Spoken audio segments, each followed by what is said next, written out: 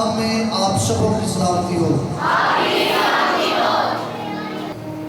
2019 کے اندر ہم نے اس تعلیمی شفایہ عبادت کا انعقاد کیا اور پھر پاکستان کے مختلف علاقہ جات کے اندر ہم نے اسے منعقد کیا۔ خداوند کے نام کو جلال دیا اور خداوند کے فضل سے اور اس کی دی ہوئی برکت سے یہ ہماری 39ویں monthly educational and healing meeting ہے۔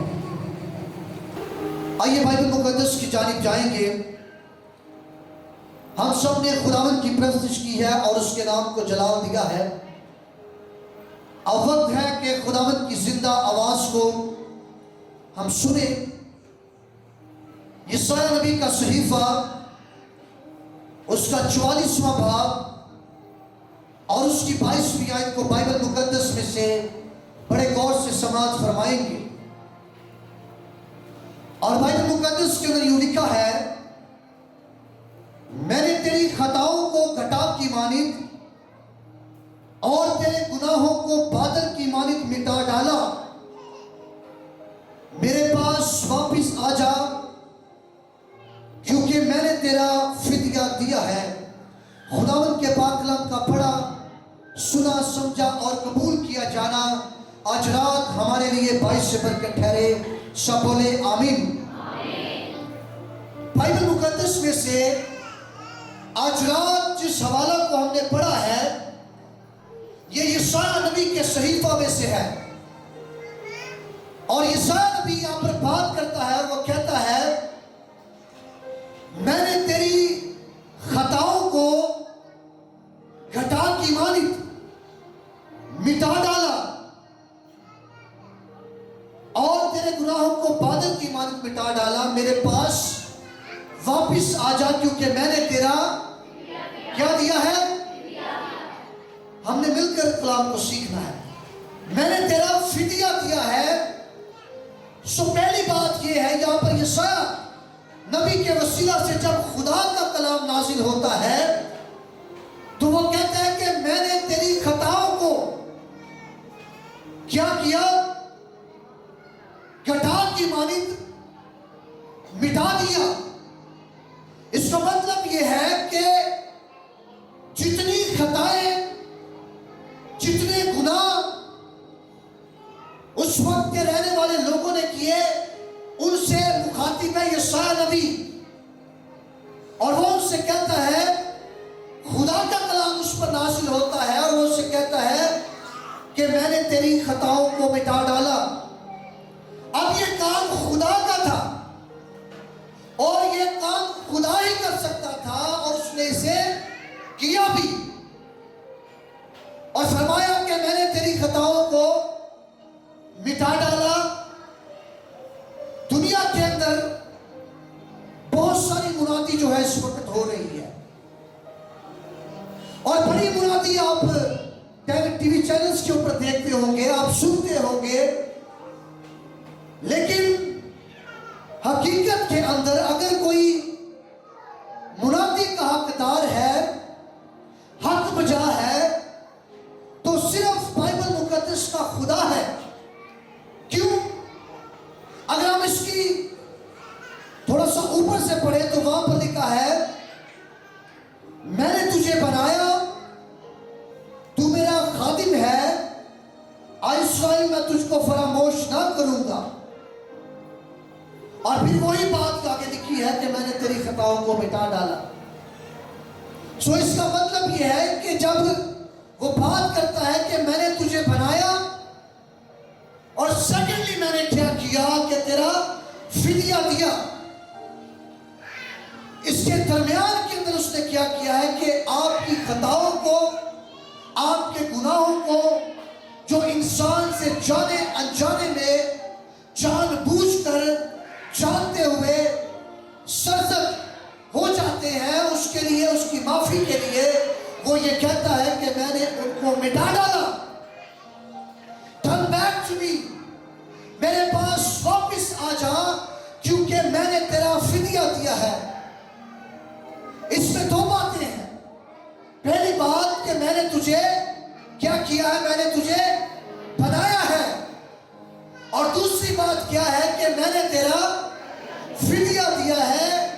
حقیقت کے اندر انسان از خود اپنے لیے فدیہ کبھی نہیں دے سکتا۔ کیوں؟ وجہ کیا ہے؟ آپ کو آپ کے ارد گرد بڑے ایسے لوگ ملیں گے جو فدیے کے طور پر، جو اپنے گناہوں کی معافی کے لیے، اپنی خطاؤں کی معافی کے لیے بہت کچھ ایسا کرتے ہیں کہ وہ فدیہ گزرانے اور اپنی جان کا نذرانہ ادا کر کر کیا کرے، اپنے گناہوں کو مٹائے، اپنی خطاؤں کو مٹائے۔ لیکن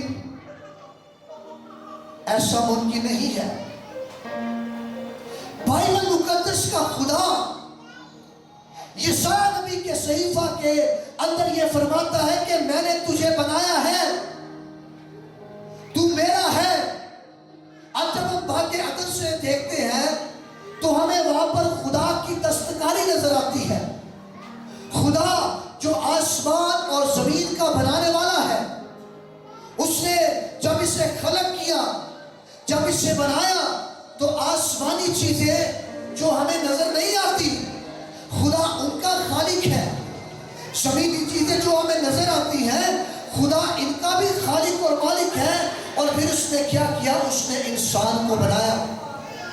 آپ اس ساری کہانی سے، اس ساری سٹوری سے اچھے سے واقف ہیں۔ اور جب اس نے انسان کو بنایا، جب اس نے ابو البشر آدم کو پیدا کیا، تو اس نے کیا کیا کہ اس نے مٹی کو لیا اور اسے سانچا، اور سانچنے کے بعد اسے کیا کیا؟ اس کا ایک پتلا بنایا۔ اور جب اس نے اس کا پتلا بنایا تو اس کے نتھنوں کے اندر اس نے کیا کیا؟ کیا کیا؟ کون سا دم پھونکا؟ کون سا دم؟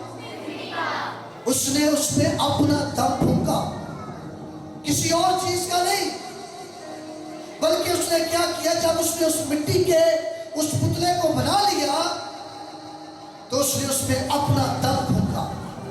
یہ خدا کی محبت ہے، یہ خدا کا پیار ہے کہ اس نے جب انسان کو پیدا کیا، اس کو بنایا، اس پتلے کو کھڑا کیا، تو اس میں اس نے اپنا دم پھونک دیا۔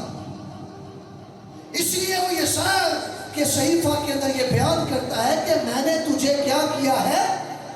میں نے تجھے بنایا ہے۔ پہلی بات میں نے کیا کیا کہ میں نے تجھے بنایا۔ اور جب اس نے انسان کو بنایا، اس کے نتنوں میں زندگی کا دم پھونکا، تو بائبل یہ کہتی ہے کہ انسان جو ہے وہ جیتی جان ہوا۔ اور جو نسل انسانی بڑھتی چلی گئی، گناہ بھی بڑھتا چلا گیا، اور گناہ کے سبب سے کیا ہوا کہ موت دنیا کے اندر آئی۔ اور بائبل کہتی ہے کہ یوں موت سب آدمیوں میں پھیل گئی۔ کیوں؟ کیونکہ سب نے گناہ کیا اور خدا کے جلال سے محروم ہے۔ خدا کا جلال جو شکینہ کی صورت میں خیمہ اجتماع کے اندر نازل ہوتا تھا، خدا کا جلال جو آگ کی جلتی ہوئی جھاڑی کے اندر نازل ہوتا تھا، لیکن صورت دکھائی نہیں دیتی تھی۔ اب وہ جلال جو باغ عدن کے اندر تھا، جو انسان سے روبرو ہو کر کلام کرتا تھا، باتیں کرتا تھا، وہ آدم سے گفت و شنید کیا جاتا تھا، وہ جلال زمین سے اٹھ گیا۔ اور اس کے سبب کیا ہے؟ کہ گناہ دنیا کے اندر آیا ہے۔ آدم سے جانے نہ جانے میں کیا ہوا ہے؟ اس سے خطا ہوئی ہے، اور اس کے سبب کیا ہے؟ کہ موت نے دنیا کے اندر بسیرا کر لیا ہے۔ گناہ آیا اور گناہ کے سبب سے موت آئی، اور آج موت سب آدمیوں کے اندر پھیل چکی ہے۔ اور جو نسل انسانی بڑھتی چلی گئی، اسی طرح گناہ بھی بڑھتا چلا گیا، تخم ٹرانسفر ہوتا چلا گیا، گناہ بھی ٹرانسفر ہوتا چلا گیا۔ اور خدا نے کیا کیا؟ اس نے اسرائیل قوم کو اپنے لیے چنا، اور اس لیے چنا کہ وہ دوسری قوموں کے لیے نمونہ ٹھہرے۔ جب دوسری قومیں انہیں دیکھیں تو ان سے نمونہ حاصل کرے، ان کے خدا کی تعریف کرے، ان کے خدا کو وڈیائیں جو یہوہ الوہیم خدا ہے، جو اسرائیل کا خدا ہے۔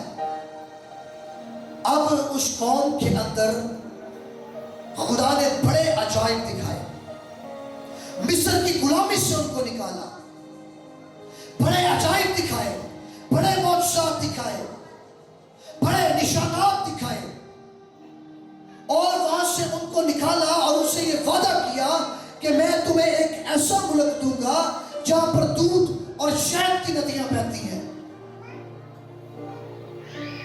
اب کیا ہوا کہ سفر کے اندر ہی خدا ان سے مخاطب ہے۔ جب اس نے انسان کو بنایا تو اس نے اس کی نتنوں کے اندر زندگی کا دم پھونکا، خدا نے اپنا دم اس کے اندر پھونکا ہے۔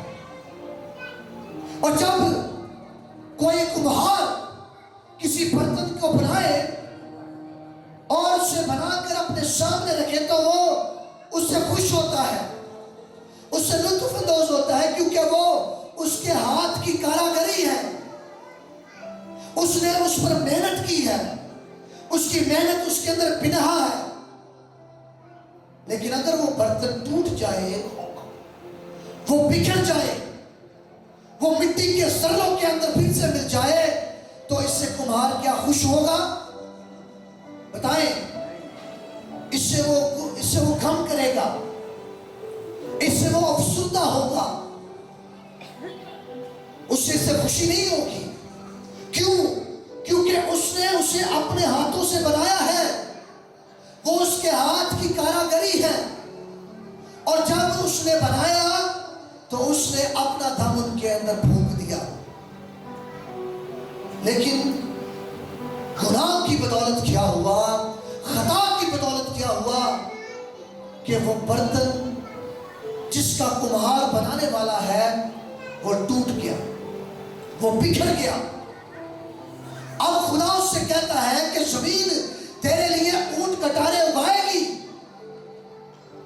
اور آپ جانتے ہیں کہ جب ابو البشر آدم عدن سے نکال دیا گیا تو پھر اس کی زندگی کے اندر کیا واقعات پیش آئے۔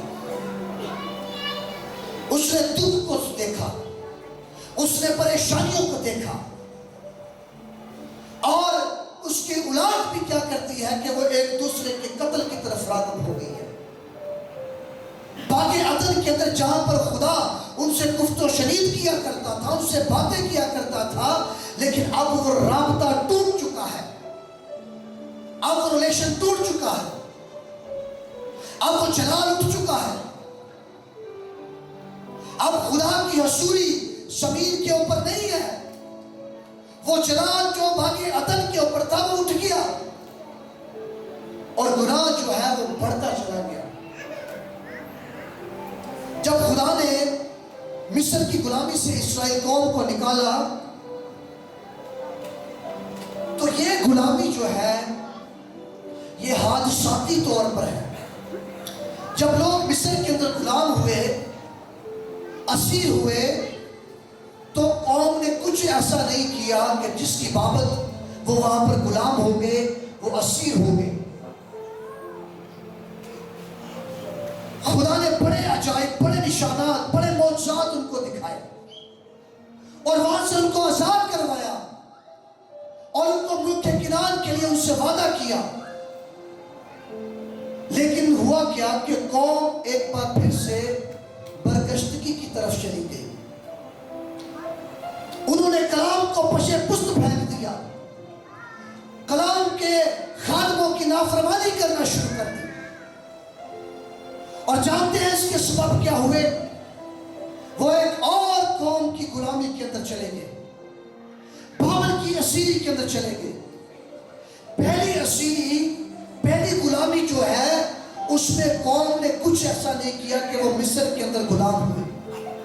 ہر پیدا ہونے والا بچہ جب وہ اپنی آنکھ کو کھولتا، وہ اپنے شعور میں پڑھتا، اپنے قد و قامت میں پڑھتا، اور جب وہ اپنی جوانی کے اندر آتا تو اسے یہ پتا چلتا کہ میں جس علاقہ کے اندر موجود ہوں، میں جس قوم کے اندر موجود ہوں، میں جہاں پر موجود ہوں، میں اس ملک کے اندر قید میں ہوں، میں غلامی کے اندر ہوں۔ اور مصر کی غلامی کے اندر ایک طویل عرصہ گزارا اسرائیل قوم نے، खुदा ने अपनी कौम के उस आहोनाला को, उस दर्द को देखा और वो आसमानों के आसमानों से नजर करता है और अपनी कौम के उस आहोनाला को देखता है जहां पर वो ईंटें निकालते हैं, जहां पर वो गुलामी के अंदर है, जहां पर वो असीर हो चुके हैं। और जब खुदा ने देखा तो फिर उसने आसमानों को छोड़ा और उसने मूसा से ये कहा कि तू मेरी कौम को मिस्र की गुलामी में से निकालेगा और इन्हें यहां से आजाद करवाएगा। मूसा कहता है मैं कैसे ये कर सकता हूं, वो लोग मेरी बात नहीं सुनेंगे। खुदा कहता है मैं तेरे साथ हूं, तू जा और मेरी कौम को वहां से आजाद करवा, मिस्र की गुलामी से निकाल। और खुदा ने आसमानों को छोड़ा तो कभी तो वो आग की जलती हुई झाड़ी के अंदर उतरता है और मूसा से हर कलाम होता है। मूसा को आवाज तो सुनाई देती है लेकिन सूरत दिखाई नहीं देती। कभी वो हुरब की संगलाओं पर उतरता है कि अपनी कौम को आजाद करवाए, उनको मखलसी दिलवाए। बड़े निशानात, बड़े अजायब दिखाए गए और लोगों को वहां से आजाद करवाया गया। अब जब जैसे जैसे कौम बढ़ती चली गई, उन्होंने क्या किया कि बरकश्तगी की, उन्होंने खुदा को छोड़ दिया और अपनी खोदी हुई मूर्तें बनाना शुरू कर दी। खुदा के कलाम को उन्होंने पशे पुस्त फेंक दिया। आप जानते हैं इसके सबब क्या हुए? एक दहशतनाक बादशाह की दौरे हुकूमत के अंदर वो असीर हो गए, वो फिर से गुलामी के अंदर चले गए। और ये गुलामी, ये असीरी हादसाती तौर पर नहीं है। अब क्या है कि वो खुदा को भूल चुके हैं। कभी ये सीरतें बनाते हैं और उसके आगे झुकते हैं, कभी बालीम देवता के आगे झुकते हैं, कभी बाल देवता के आगे झुकते हैं, कभी बछड़ा बनाते हैं और उसके आगे झुकते हैं। वो खुदा के मौजूदात को भूल गए, उसके अजायब को भूल गए। वो कभी तो बादल की सूरत में उनके साथ साथ रहता, तो कभी सतून की सूरत में उनके साथ साथ रहता। उसने उन्हें कभी बरगश्ता नहीं छोड़ा, उसने उन्हें कभी अकेला नहीं छोड़ा, बल्कि वो उनके साथ साथ रहा। लेकिन अब वो एक ऐसे बादशाह की दौरे हुकूमत के अंदर असीर हो चुके हैं जहां से निकलना मुश्किल है। क्या आप ये ईमान रखते हैं कि खुदा उनको वहां से निकाल सकता था? और खुदा ने निकाला भी, बाबल की असीरी से भी उन्हें आजाद करवाया। और वहां पर जब वो असीर हुए तो ये उनका खुद का गुनाह है, उनकी खता है जिसकी बाबत वो असीर हुए हैं। और एक बड़ी असीरी को उन्होंने देखा है। और फिर यहां पर यशाया नबी के सहीफा में से खुदा यशाया से मुखातिब है और खुदा की ये आवाज है, वो पुकार रहा है।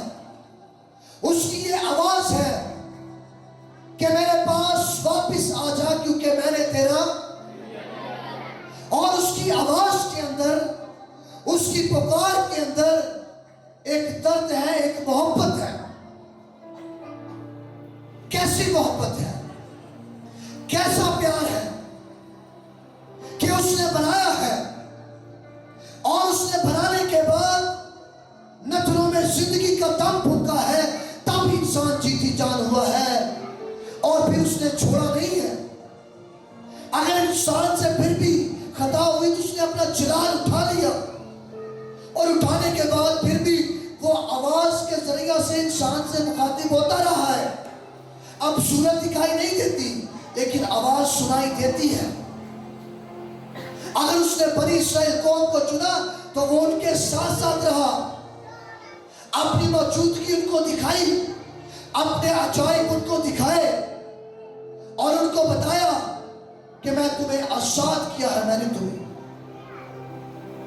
अब बाबल की असीरी से भी उसने निकाला। اور یہاں پر یہ اس کی پکار ہے. اس کی پکار کے اندر ایک درد ہے, ایک محبت ہے. لیکن یہاں پر بات یہ ہے کہ آوازیں دینے والا کس غرض سے بلاتا ہے, کیا کیا ہے اس نے ایسا, کس کے ہے, کیوں وہ بلاتا ہے؟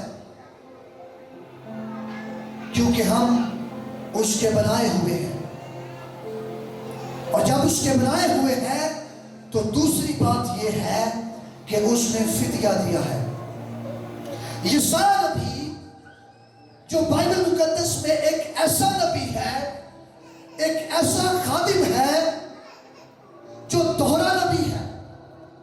اگر وہ اسرائیل کے لیے بات کرتا ہے, دور حاضر اسرائیل کے لیے بات کرتا ہے, تو وہ آنے والے زمانہ کے لیے بھی بات کرتا ہے, جس نے یسوع مسیح کی پیدائش سے لے کر اس کی طرز زندگی کے اوپر بلکہ اس کی مصلوبیت تک بیان کیا ہے. یسایہ نے, جس کو یہ شرف حاصل ہے کہ وہ انجیلی مبشر بھی ہے, وہ آنے والے زمانہ یسوع مسیح کے لیے بھی بات کرتا ہے, جس نے یسوع مسیح کی پیدائش, اس کی زندگی اور اس کی مصلوبیت, یہاں تک کہ اس کے جی اٹھنے کے بابت بھی پیشن گوئی کی ہے. اور اس کو یہ شرف حاصل ہے کہ یہ انجیلی مبشر کے طور پر بھی کہلایا جاتا ہے. آج بھی خدا کی آواز ہے, خدا کی یہ پکار ہے. کیوں؟ کیونکہ خدا کا کلام کل, آج, بلکہ اب تک یکساں ہے. آج بھی وہ آواز دے رہا ہے, اور اس کی آواز کے اندر یہ پکار ہے, اس کی آواز کے اندر یہ درد ہے. کیوں کوئی اور ہمیں بلائے اور ہمیں دعوت دے کہ آئے, آپ ہماری طرف آ جائیں. کس غرض سے کوئی بلاتا ہے, کیا کیا ہے اس نے ایسا؟ بائبل مقدس کا خدا اگر تو پکار رہا ہے, اگر وہ آواز دے رہا ہے, تو اس کے پاس ایک ٹھوس ثبوت موجود ہے. وہ کہتا ہے میں نے بنایا ہے, پہلی بات, اور دوسری بات کہ میں نے فدیہ بھی دیا ہے. میرے پاس دو طرح کے دلائل موجود ہیں. میں اس گھر سے بلا رہا ہوں کیونکہ میں نے بنایا ہے, میں اس گھر سے بلا رہا ہوں کیونکہ میں نے فدیہ دیا ہے. ایک دن کیا ہوا کہ وہ بچہ اور اس کا والد ایک بازار کے اندر سے چلتے چلتے انہوں نے کیا کیا کہ ایک شوکش کے اندر, آپ کے گھروں کے اندر شوکش موجود ہوگی, شوکش کے اندر اس نے لگا ہوا دیکھا. اور جب اس نے اس کو دیکھا, اس بچے نے جب اسے دیکھا تو اس نے اپنے باپ کا ہاتھ چھوڑا اور وہ بھاگتا ہوا اس دکان کے اندر چلا گیا. اور جب وہ اس دکان کے اندر گیا تو اس نے اس دکان کے مالک سے اس کشتی کے بارے میں نہیں پوچھا, بلکہ اس نے اسے اٹھایا اور پھر وہ اس سے باتیں کرنا شروع ہوا. اس نے کہا, اے میری پیاری کشتی, میں نے تجھے بنایا تھا اور بنانے کے بعد میں نے تجھے پانی کے اوپر چھوڑا اور تم مجھ سے کھو گئی تھی, تم مجھ سے دور چلی گئی تھی. آج تو مجھے ملی ہے, میں بڑا خوش ہوں اس بات سے. اور وہ اس سے باتیں کرتا کرتا اس نے اس کشتی کو لیا, وہ دکان سے باہر چلنا شروع ہو گیا. اتنے میں دکان کا مالک آتا ہے اور وہ اس سے کہتا ہے کہ آپ نے میری دکان سے اس چیز کو اٹھایا ہے اور آپ اسے لے کر چل گئے ہیں, بھائی کدھر جا رہے ہیں؟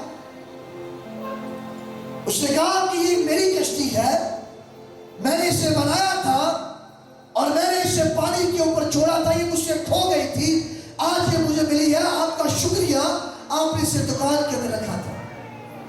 اس نے کہا نہیں نہیں نہیں نہیں نہیں, ایسا نہیں, یہ تو بک گئی ہے, اگر آپ کو اب یہ چاہیے تو آپ اس کی قیمت ادا کریں اور اسے لے جائیں. وہ بچہ پھر سے رونے لگا.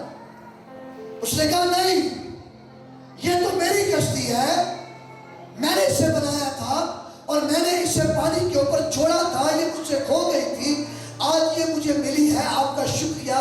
آپ نے اسے شوکس کے اندر رکھا تھا. اتنے میں اس بچے کا باپ وہاں پر آتا ہے اور یہ سارا ماجرا اسے سنایا جاتا ہے. اس کا باپ یہ کہتا ہے ٹھیک ہے کہ ہم اس کی قیمت ادا کرتے ہیں اور ہم اسے یہاں سے لے جاتے ہیں, اگر آپ کو یہ چاہیے تب لے جاتے ہیں. اب انہوں نے کیا کیا کہ وہاں پر اس کشتی کی قیمت ادا کی اور اسے لے کر وہاں سے روانہ ہو گئے اپنے گھر کی طرف. اب رستہ کے اندر وہی کشتی جسے اس بچے نے بنایا تھا, اس نے اسے لیا, پکڑا اپنے ہاتھوں کے اندر, وہ پھر سے اس کشتی سے مخاطب ہے. وہ اس سے بات کر رہا ہے اور اس سے کہتا ہے کہ آئے میری پیاری کشتی, میں نے تجھے بنایا تھا اور میں نے تجھے پانی کی سطح کے اوپر چھوڑا تھا, تم مجھ سے کھو گئی تھی. میں تیرے تیرنے میں اتنا محو تھا کہ ایک لہر آئی اور تجھے ڈبو کر لے گئی.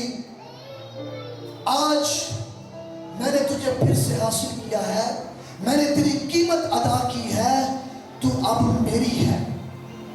اب تو دو طرح سے میری ہے.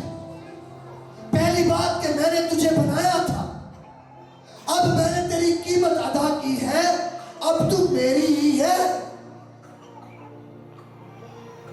اسی طرح پکارنے والے کی آواز, اور وہ یہ کہتا ہے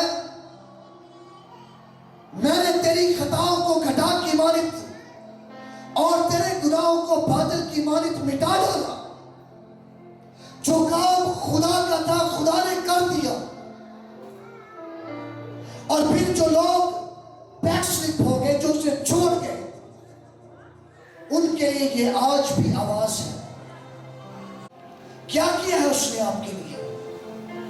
کوئی یہاں پر سبز باغ نہیں دکھا رہا خدا, کوئی ایسی بات نہیں کر رہا کہ یہ ملے گا, وہ ملے گا, یہ مل جائے گا, بلکہ وہ سمپلی آپ سے کہتا ہے کہ میں نے بنایا ہے اور میں نے فدیہ بھی دیا ہے.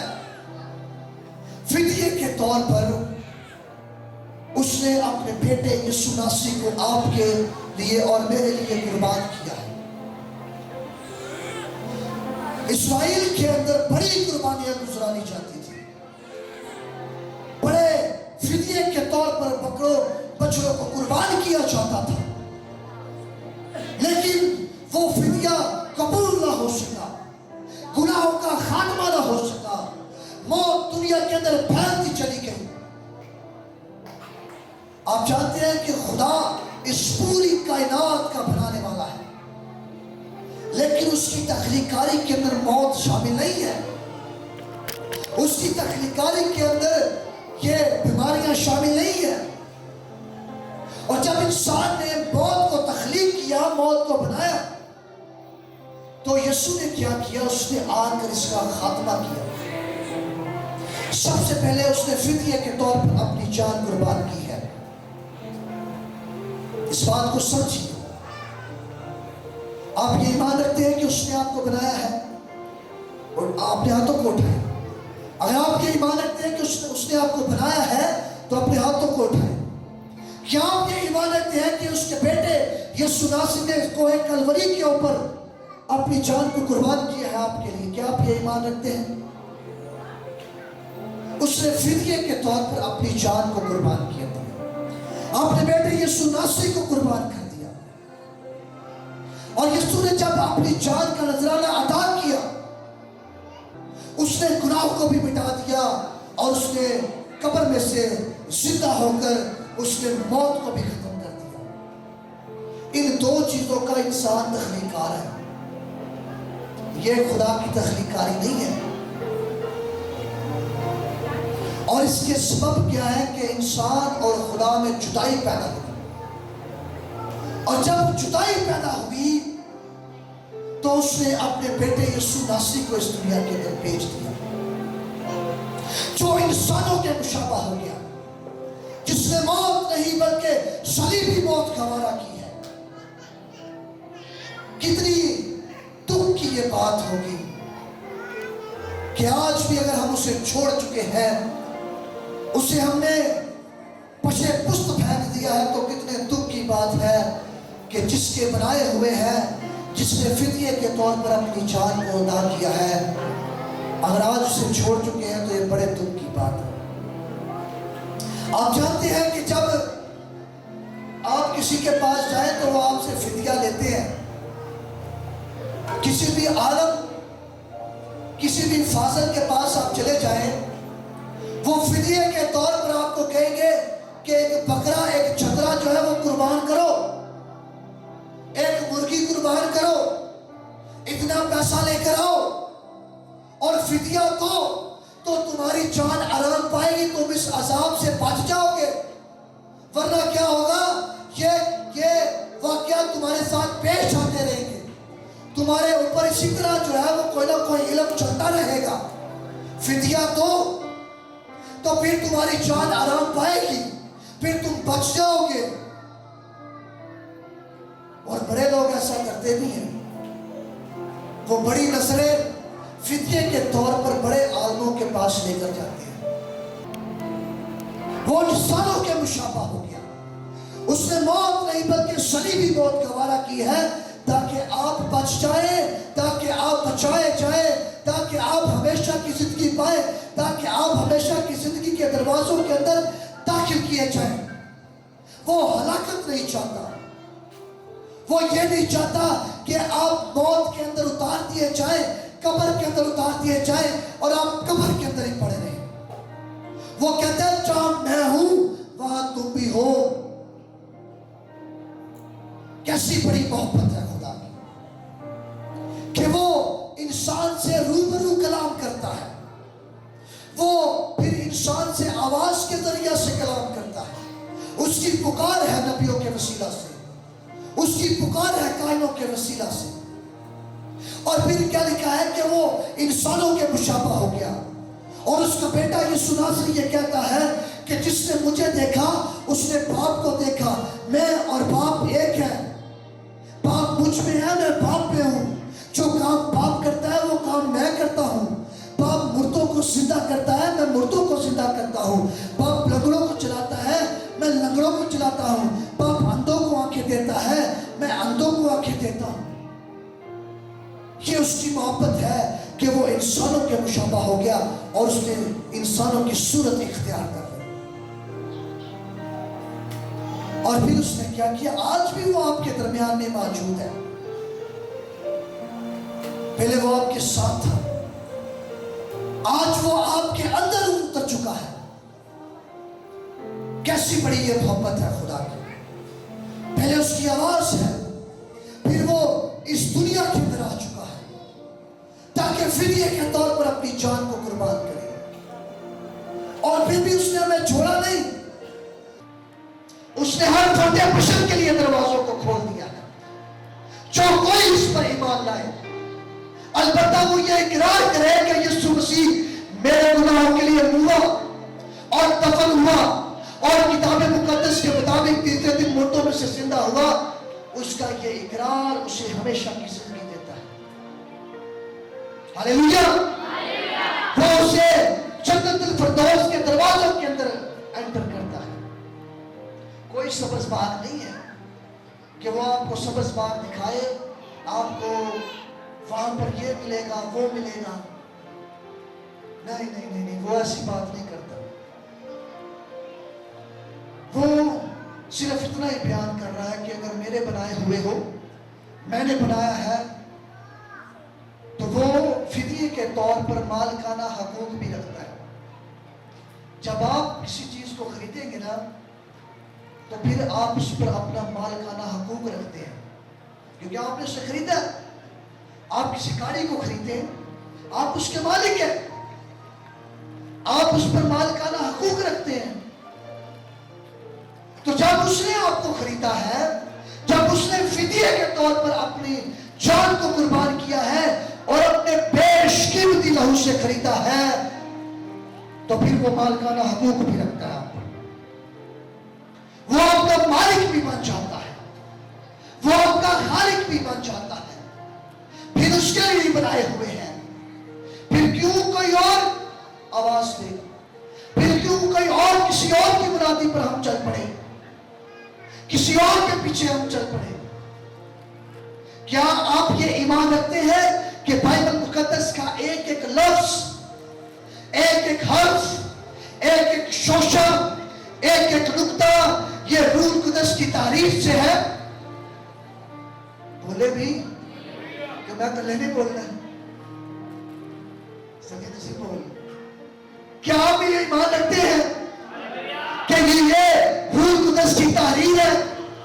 یہ نبیوں کے وسیلہ سے لکھوایا گیا، یہ روح القدس کی تعریف ہے، اور یہ اپنی صحت و صداقت میں قائم ہے۔ جس خدا نے اسے لکھوایا ہے نا، وہ اس کی حفاظت کرنا بھی جانتا ہے، وہ اس میں رد و بدل نہیں آنے دے سکتا۔ کیوں؟ کیونکہ یہ روح القدس کی تحریر ہے، یہ نبیوں کے وسیلہ سے لکھی گئی ہے۔ اور آج آپ جانتے ہیں کہ کیوں زندگیاں ہلاک ہوئی چلی جاتی ہیں، زندگیاں اندھیروں کے اندر ہیں، وہ ویرانیوں کے اندر ہیں۔ بائبل مقدس کے اندر لکھا ہے، نبی فرماتا ہے میرے لوگ عدم معرفت سے ہلاک ہوئے، چونکہ تو نے معرفت کو رد کیا، اس لیے میں بھی تجھ کو رد کروں گا تاکہ تو میرے حضور سے کاہل نہ ہو، اور چونکہ تو اپنے خدا کی شریعت کو بھول گیا ہے، اس لیے میں بھی تیری اولاد کو بھول جاؤں گا۔ ہوشیار نبی کے وسیلہ سے خدا کلام کرتا ہے اور ان سے کہتا ہے کہ میرے لوگ عدم معرفت سے ہلاک ہوئے چلے جاتے ہیں۔ آپ جانتے ہیں کہ عدم کیا ہے؟ اس کا مطلب ہے کہ کسی چیز کا نہ ہونا، اور معرفت یعنی علم الہیات، خدا کے علم کو جاننا،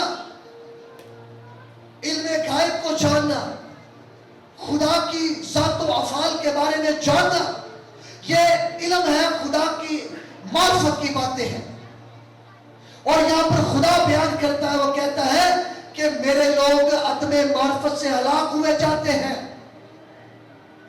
انہوں نے معرفت کی باتوں کو چھوڑ دیا ہے، کلام سے پھر چکے ہیں، کلام کو نہیں پڑھتے، ہٹ کر بھی آ چکی ہے، کائنوں کوئی باتوں کو نہیں سنتے۔ اور یہاں کے جو کاہن تھے نا، وہ بھی کوئی صحیح تعلیم نہیں تھی اس وقت میں پھیلا رہے ہیں۔ آج بھی آپ دنیا کے اندر دیکھیں، میں اس کے خلاف نہیں ہوں، everlasting love of God ministry خدا نے مجھے یہ رویا دی، یہ کسی گورے کی تنظیم نہیں ہے۔ میں گوروں سے پیسہ بھی لیتا ہوں، وہ مجھے دیتے بھی ہیں، اور میں ان کا دیا ہوا پیسہ خدا کے کاموں میں لگاتا ہوں۔ میں پہلے آپ کو یہ مانتا ہوں، کیونکہ کوئی یہ نہ سمجھے کہ میں کسی ڈینومینیشن کے خلاف ہوں۔ بہت ساری ڈینومینیشن اس وقت دنیا کے اندر کام کر رہی ہیں، جو ایک اچھی سیلری کے لیے، ایک اچھے رتبے کے لیے بائبل کی تعلیم کو کہیں نہ کہیں سے توڑ مروڑ کر بیان کرتے ہیں۔ اس کو جو سچائی ہے، جو حق پر مبنی ہے، جس کا خدا لکھوانے والا ہے، اور میں ایسی تنظیموں کو بھی جانتا ہوں جو بپتسمے کو ہی نہیں مانتی۔ بائبل مقدس کا ایک اہم نقطہ ہے، بائبل مقدس کی ایک اہم بات ہے، کہتے ہیں چنڈے تھر لگ جاؤ تو بپتسمے کی کوئی لوڑ نہیں، بپتسمے تو بعد بھی تو تسی گناہ کرنا ہی ہے، لوگ کر دیں گے نہیں، حقیقت ہے۔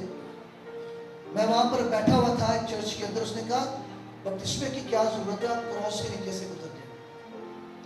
میں سوچنے کے اوپر مجبور ہو گیا کہ انسان گلے کے اندر کراس پہنتا ہے اور اس کے بہت قریب ہے، تو گلے چ کراس پا کے بھی وہ گناہ کر لیتا ہے، خطا بھی کر لیتا ہے کہ نہیں؟ تو پھر کراس تو لگ کے کہڑا گناہ نہیں ہونا، پھر بھی ہو جاتا ہے۔ جب یسوع نے یہ کیا تو پھر آپ کیسے اسے کنڈیم کر سکتے ہیں؟ آپ کیسے اسے چھوڑ سکتے ہیں؟ آپ کیسے یہ کہہ سکتے ہیں کہ بپتسمہ لینا کوئی ضروری بات نہیں ہے؟ آپ جھنڈے کے نیچے سے گزر جائے، آپ کراس کے نیچے سے گزر جائے، آپ بپتسمے کو کیسے روک سکتے ہیں، اسے کنڈیم کر سکتے ہیں؟ طرح کی تعلیمات سے باہر نکلے، بلکہ بائبل کی کسوٹی کے اوپر ان تعلیمات کو پرکھ کر دیکھے۔ اگر تو وہ بائبل کے مطابق ہے تو انہیں مانے۔ میں پہلے بھی پھر سے یہ بات بتا رہا ہوں کہ میں کیتھلکس کے خلاف نہیں ہوں، میری ساری فیملی کٹر کیتھلک ہے، اینڈ آلسو میں خود بلیو کرتا ہوں، لیکن میں پھر یہ بات کرتا ہوں کہ میں صرف بھائی مشنہ میں چکا کلا نان کیا دار کیا میں نے بائبل کو پڑھا ہے، میں نے اس کی تعلیمات کو سیکھا ہے، کسی نے مجھے نہیں بتایا، میں نے خود اس کو پڑھا، میں نے اس کے ایک جو پیج ہے اس کو پلٹ کر دیکھا ہے۔ یہ اپنی حقیقت خود بیان کرتی ہے، یہ اپنی حقیقت اور سچائیوں کو خود بیان کرتی ہے، اور جب آپ اسے پڑھیں گے تو پھر کوئی بھی آپ کو تعلیم دے آپ اس سے کہہ سکتے ہیں بھائی یہ بائبل کے منافق ہے، ہمیں گمراہ مت کریں، ہلاک ہو جائیں گے۔ وہ ہلاکت کے فرزند ہیں جو بائبل کی منافقت کرتے ہیں، بائبل کی غلط تعلیم پھیلاتے ہیں۔ میں یہاں پر اس لیے نہیں کھڑا کہ مجھے کسی نے پیسے دیے تو میں تعلیم کو دے رہا ہوں، یہ میرا پیشن ہے، یہ میرے اندر خدا کے کلام کی وہ ویژن ہے جو اس نے مجھے دیا ہے۔ میرے لوگ عدم معرفت سے ہلاک ہوئے جاتے ہیں، علم کی کمی ہے، تعلیم کی کمی ہے۔ اگر زندگی میں کامیاب ہونا چاہتے ہیں تو بائبل مقدس کو پڑھنا شروع کریں۔ اس دنیا میں رہتے ہوئے بھی کامیابی اور کامرانی کو حاصل کریں گے اور زندگی کے دروازوں کے اندر بھی داخل ہو جائیں گے، ہمیشہ کی زندگی کے دروازوں کے اندر۔ اگر نہیں تو پھر ہلاکت ہی ہے۔ آپ جانتے ہیں کہ خروج کی کتاب کے اندر برکتیں بھی موجود ہیں، لعنتیں بھی موجود ہیں، اور خدا کہتا ہے چن لو کہ بھلا کرو گے تو برکتیں پاؤ گے، اور اگر نہیں کرو گے تو پھر لعنتیں تو ہے ہی۔ آج بھی خدا کا کلام آپ کے درمیان میں موجود ہے۔ اگر کوئی بھی آپ کو تعلیم دیتا ہے تو بھائی آپ پڑھیں گے تو آپ کو پتہ چلے گا نا، ورنہ جنہیں لایا گلی تھے انہیں ٹور جلی پنجابی دی مثال۔ یہ بائبل مقدس کو لیں، اس کے اوپر ان سچائیوں کو اور حقیقتوں کو رکھیں تو یہ بائبل آپ کو بتائے گی۔ آپ جانتے ہیں کہ داؤد کہتا ہے کہ یہ کلام میرے قدموں کے لیے چراغ اور میری راہوں کے لیے روشنی ہے۔ کوئی پھر آپ کو گمراہ نہیں کر سکے گا، کوئی آپ کو اندھیروں کے اندر نہیں لے کے جا سکے گا۔ میرے لوگ عدم معرفت سے ہلاک ہوئے جاتے ہیں۔